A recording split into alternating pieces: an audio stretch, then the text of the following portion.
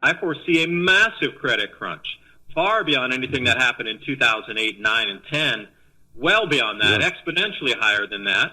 So how are we going to continue to buy and sell and trade global commodities? Well, I firmly believe it's going to be cryptocurrency, but on top of that, they're going to be wrapping in smart contracts.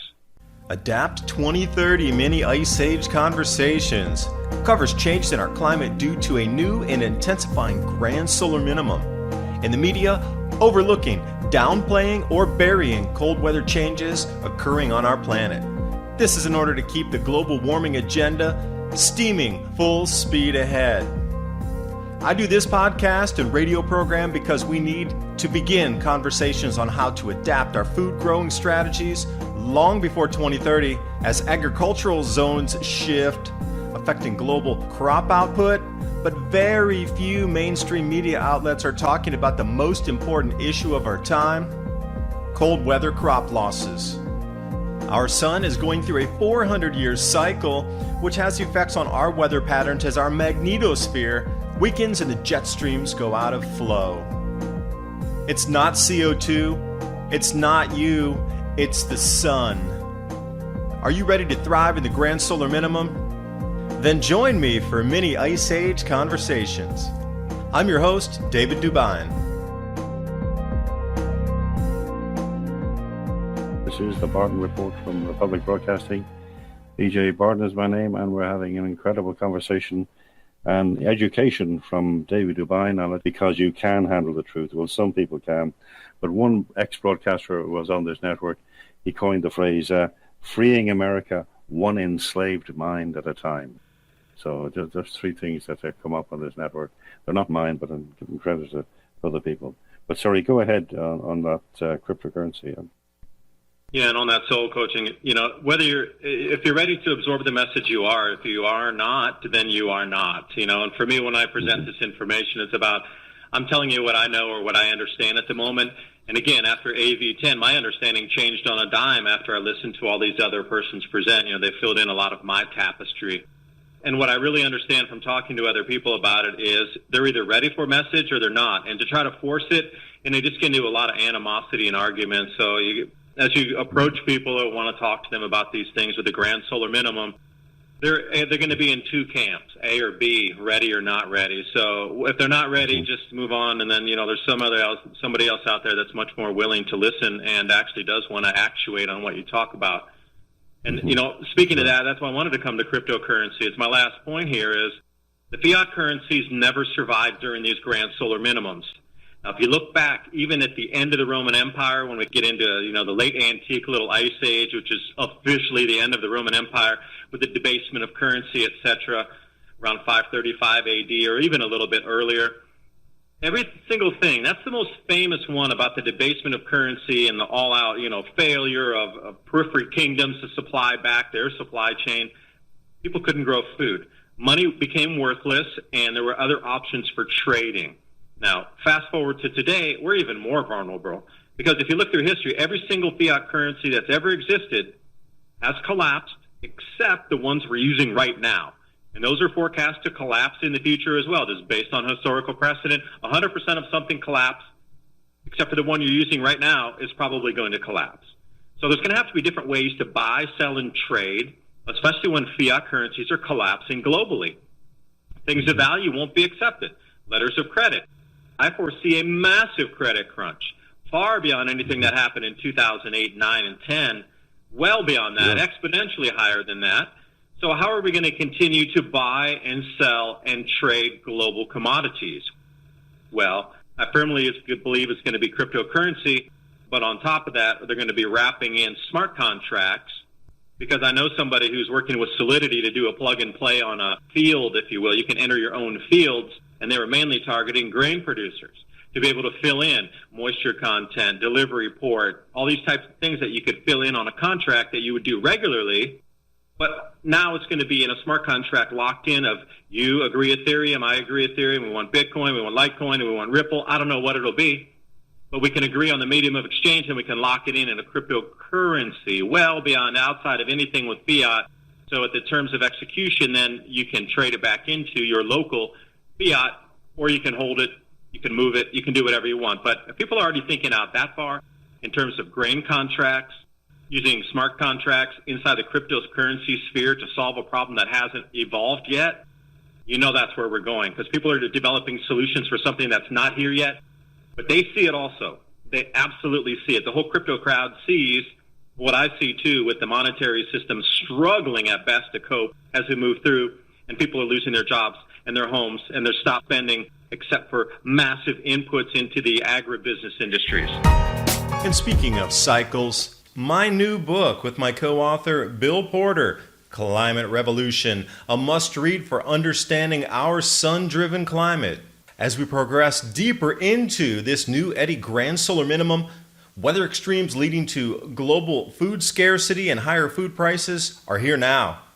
This book describes the expected changes, how to survive and thrive during future challenging times, and also practical preparations. The entire book is interactive with over 250 links, so you can click and go out to the scientific aspect of what we're talking about with the repeating cycles in this Grand Solar Minimum. The science is explained so you understand the mechanisms. The solutions are there because we know we're going to face these exact same problems again that were faced in the Maunder Minimum, the Sporer Minimum, the Wolf Minimum. Find designs for building greenhouses, grow guides, beam soil techniques, as well as bioreactors to create your own growth hormones for the soil. Available now, the new Adapt 2030 Climate Revolution. The link's in the description box below. Because if your food quadruples or 7-8 times in price, you're going to stop buying everything else, and all that money is going into one distinct segment, which is going to balloon, but everything else around is going to wither on the vine, and nothing else. The unemployment, the closure of factories, is going to be massive and swift, and everything's going to direct into food, but it's going to be revolving around crypto. And I'll leave that. That's my last statement right there. No, that's fine. Can I ask you a question about who is controlling the cryptocurrency? Is it over the government running a cryptocurrency or individuals mining currencies? There'll be no power for the individual in that situation. That'll be a government cryptocurrency where you can be wiped out at the stroke of a keyboard. Explain that to me, if you can. We're in the beginning phases of unveiling all these different types of crypto. You have the sovereign coins, which you're talking about, where a nation like Canadian government unveils its CAD coin, or you get something like this, where Estonia. There's about 30 different countries right now have their own individual cryptocurrencies issued as a national sovereign coin itself that can be traded. Also envision in the future, they'll make their old fiat worth zero, and they'll give you a certain amount of time to convert over into the new sovereign coins. But then we have a whole genre of businesses, like J.P. Morgan's the best known JP coin. They came out a few years ago saying, crypto's junk, don't do it, don't talk about it, don't look at it. Yet now they have their own JP coin, which can be used for transactions within, if you're an investor or anything like you can use that as a transaction medium to pay fees inside, or you can just hold it as an investment play. And then we got Facebook coming on with the new global coin. Then we have the outliers, which you're talking about. I want to go into that for a second. These outliers are the ones who have developed their own coins over the last several years outside of government control, outside of corporate control. This is where it started originally, but as you see, everything is being interwoven, and all the new legislation and different overseers from the SEC, which is the Securities and Exchange Commission in the United States, the Department of Justice. They're trying to put everything and have it in a box of regulation, and now you have the whole Chicago Mercantile Exchange with a Bitcoin future, so they're trying to reel it in and kind of consolidate it all in. But you still have these outliers out there of the original developers of their own coins, anonymity tokens, that are still set up from, say, 2016 to 18 that are outside the system. Now, will they remain outside the system? That is to be known. I don't know. But we have those three distinct different classes of coins, tokens, and settlement instruments that are out there now. So in that mix, there's going to be a payment medium structured so we can still buy and sell grains internationally.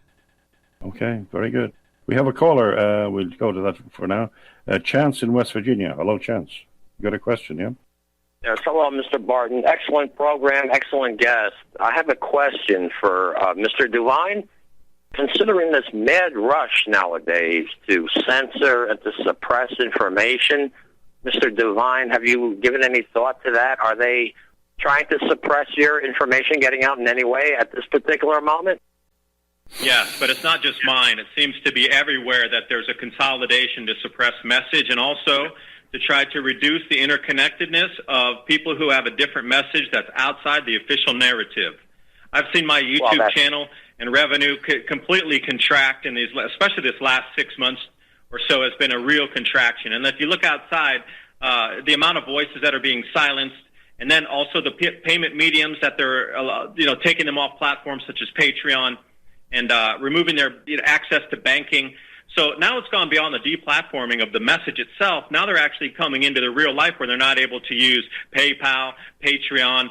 They're taking them away actually out of the credit card system where they're not able to use Visa or MasterCard to process payments.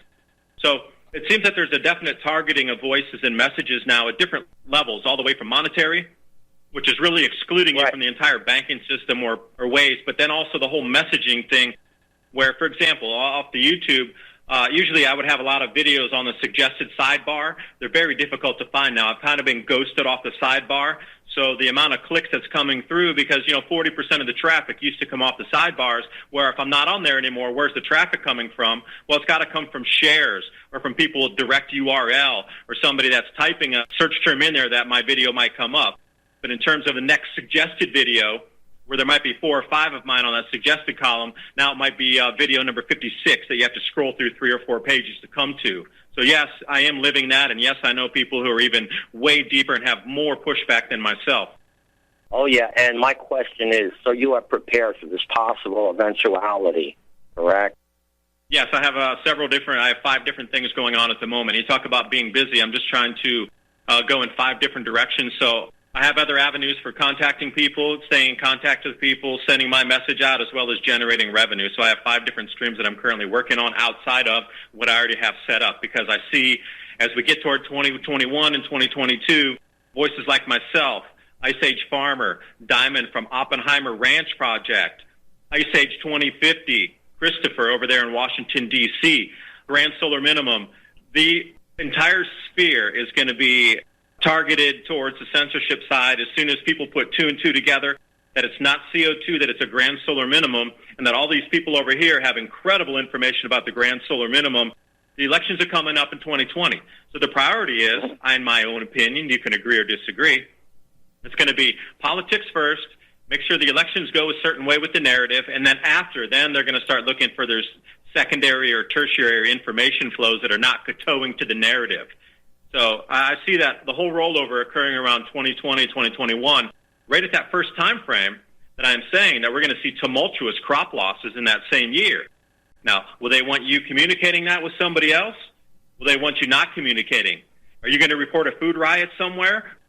Are they going to let you know a warehouse got raided somewhere, a food storehouse got overrun by 3,000 people and they couldn't get control? Are they going to let you share that information? Of course they won't. So they're already setting it up so they can just cut the ties right away. Well, keep up the great work, Mr. DuByne, and God bless both you gentlemen now. Okay, very good. Thank you. Always good energy. Thank you. Okay. Very relevant. That character who's been pushing cryptocurrency for years, you probably know Max Kaiser on RT. I used to follow him a lot until he said that when there was, the possibility of Scotland leaving the UK, which won't happen, by the way. I'll give good detail on that. But he said, Scott, they can use Bitcoin, blah, blah, blah, Bitcoin. That is absolutely crass. With the Bitcoin value swinging around massively, how could any country just step into using a cryptocurrency on that level? I don't believe they could. No, and also what I saw happen with the Chicago Mercantile Exchange for unveiling of the Bitcoin futures and the way they took control of that. And I know for sure there's some buyer mandates out there that are trying to acquire 1.4 million Bitcoin. And a buyer mandate is basically a buy side with a guarantee in a bank somewhere that says, yeah, we have $250 million for the initial buy, and then we can pull in another 1-point-something billion to accrue the rest of these coins. But the buy orders out there for 1.4 million Bitcoin from 3 families right now. So there's massive consolidation going on with Bitcoin at the moment. When it's just 3 families out there trying to buy over 1 million Bitcoin, that is serious consolidation in the hands of very few. So when you talk about can it be unveiled as, I don't know. I think it's going to be more control-wise in an integrated government network than it will be used for, I think it'll be used for sovereign settlement in the end of it, where they're talking about the parity being one Satoshi at $1. What's the subunit of one Bitcoin? It's only relevant to value it against the dollar. So how do you value a Bitcoin? What, like gold, you can value against the dollar because it's valued in dollars, and silver is valued in sterling, okay, officially. But we know the COMEX is rigged down to a low price, controlled by the Rothschilds and the COMEX. But give me an example. I can never get an example from people. I'm not trying to criticize you. I'm just saying, give an example of a trading situation where the public are involved in a cryptocurrency. What's the subunits of a Bitcoin, for instance? Great. And you know what he just asked me, what PJ just asked me on these kind of questions, like quantify whether I know what I talk about or not, you should be asking the same questions to your officials, and you should be asking these same hard questions to people that are giving you information. Because if you don't know these answers, you shouldn't be talking about what you're talking about. So my answer is a Satoshi. Spell that. What's the unit, the subunit? S as in Sam, A as Apple, TOSHI. One Bitcoin is worth, what, $3,000 currently, is it? Or what was that? How do you control... No, it's $8,000 now. It's $8,000 US dollars at the moment. 8,000. Approximately 70. It's been trending upward again. So it was bouncing between 7,800 and 8,000 over the last day or two. So I still can't get my head around how people could individually say they had $10,000 in the bank and they switched to say Bitcoin. How do they trade on a daily basis with the broad stream of people? They have to recash it back into dollars to trade. Like you have gold, 1 ounce, half ounce, and quarter ounce. You need quarter ounce because gold is, what, $1,500 an ounce. It'll go to $5. Bob Chapman, you probably know who he was, the international forecaster. He died a few years ago, but he was the best gold trader in the world. But he said in a crisis it may go to $9,000 an ounce gold. So, but you can use small units to buy the local currency. You never have a wipeout of all currencies. If there was only cryptocurrencies, how would cryptocurrencies value each other? I don't get that. Right now, they peg off of each other, but they're also pegged off of the fiat currencies that they're running against. So let's say you have Bitcoin, and you want to. Let's say I have a one whole Bitcoin, and I want to sell a quarter of a Bitcoin, and I need that fiat dollar amount. Well, I could meet you in person, and then you could give me the cash hand to hand, and we could just do the wallet transfer person to person in a coffee shop, bar, restaurant, home, wherever. Or, with some different types, you can exit out through Coinbase, Gemini, or a few others that are located in the U.S. You can just sell outright, and then you could deposit that funds into your bank account, and then, however you use it there, debit card, whatever, to pay off. So currently there's mechanisms to jump back out into fiat currency, or we could swap between ourselves, both okay. So there's a few options available at the moment.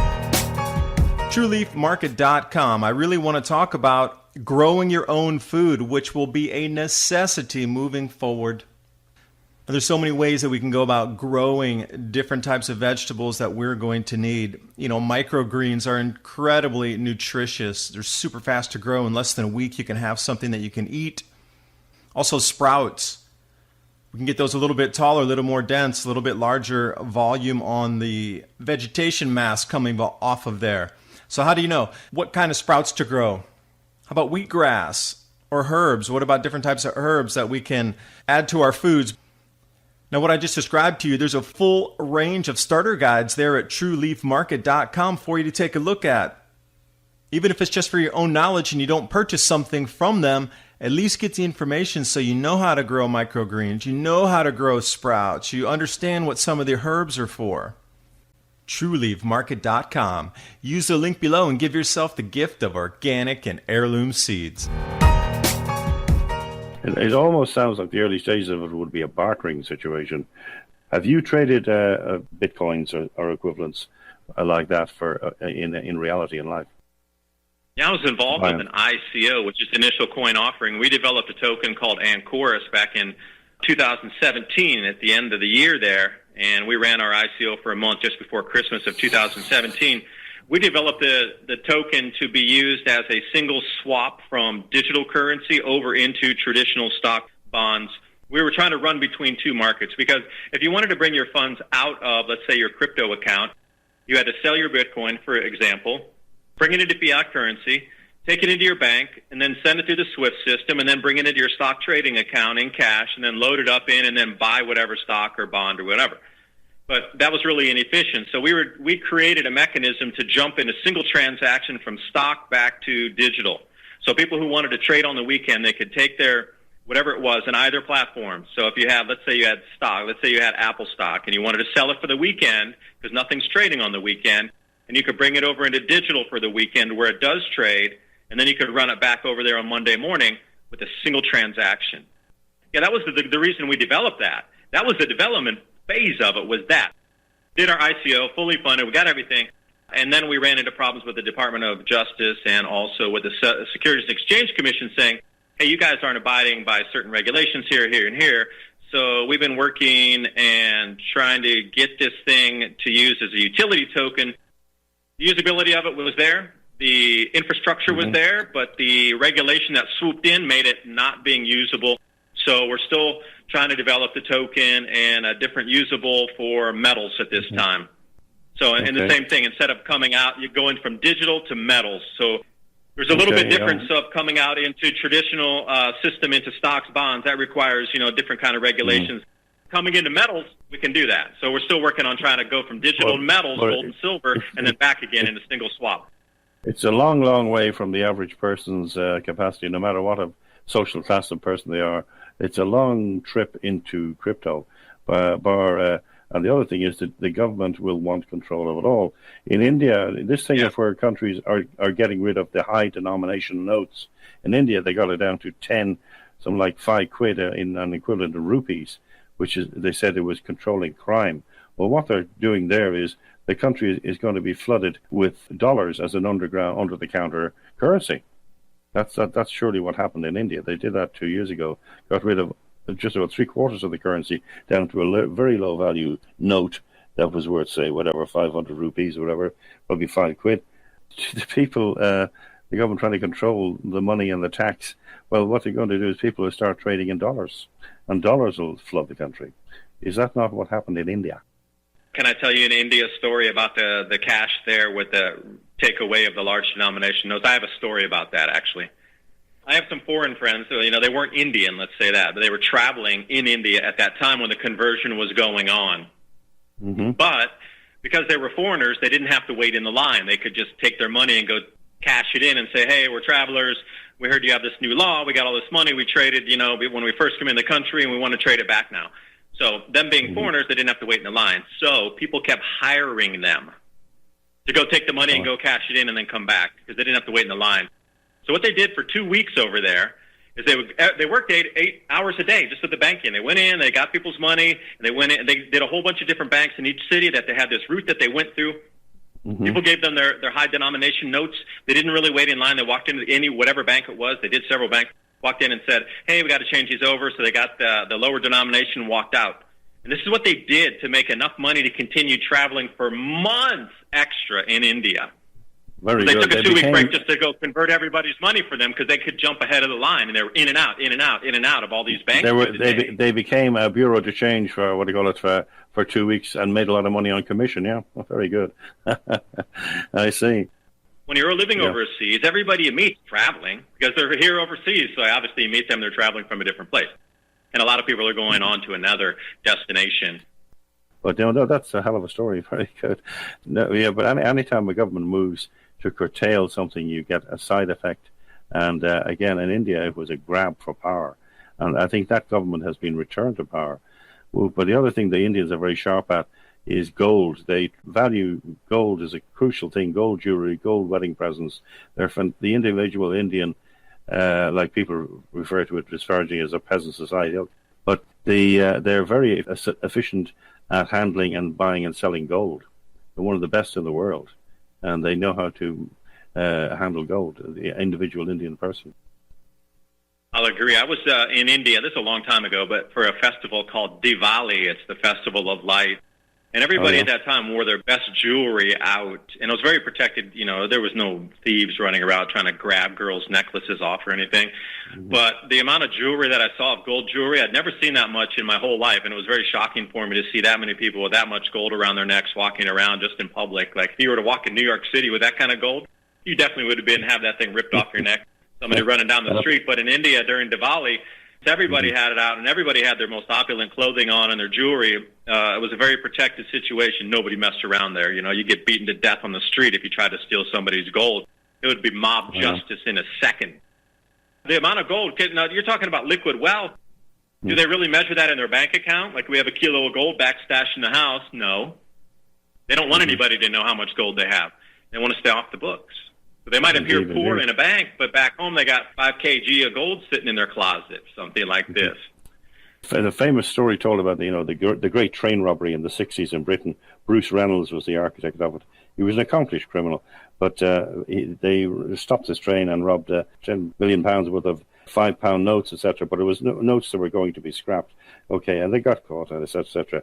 But people were saying in that era, 1964, 65, whatever it was, he should have went for a consignment of gold, because gold used to be shifted around a lot in that era, and then lie low on it and bring it out to India, where he could have got it melted down and made a lot of money. But he used traditional criminals to help him, which was a big mistake. And he went for currency that was old £5 notes that were instantly recognizable. But we have another caller anyway. JJ in Washington. Hello, JJ. We're all kind of concerned. We love your work and couldn't agree more that, yeah, of course, global warming is BS, or climate change first, then global warming. And, of course, CO2 is plant food, and how much more swindle. It's everything they do is added on swindle. But what all this is communitarianism. And if you don't know who Amitai Etzioni is, him and Mikhail Gorbachev started a thing called socioeconomics, which is basically communitarianism, which coins words like sustainability and all these words that you hear everybody going around, all the feel-good words, and, I'm doing something to save the world because I'm, thinking globally and acting locally. So, yeah, we're all urging you that you really, because you're thinking of 2030, I mean, that's Agenda 21. That's, the words you're using, thrive, that's definitely a communitarian type word.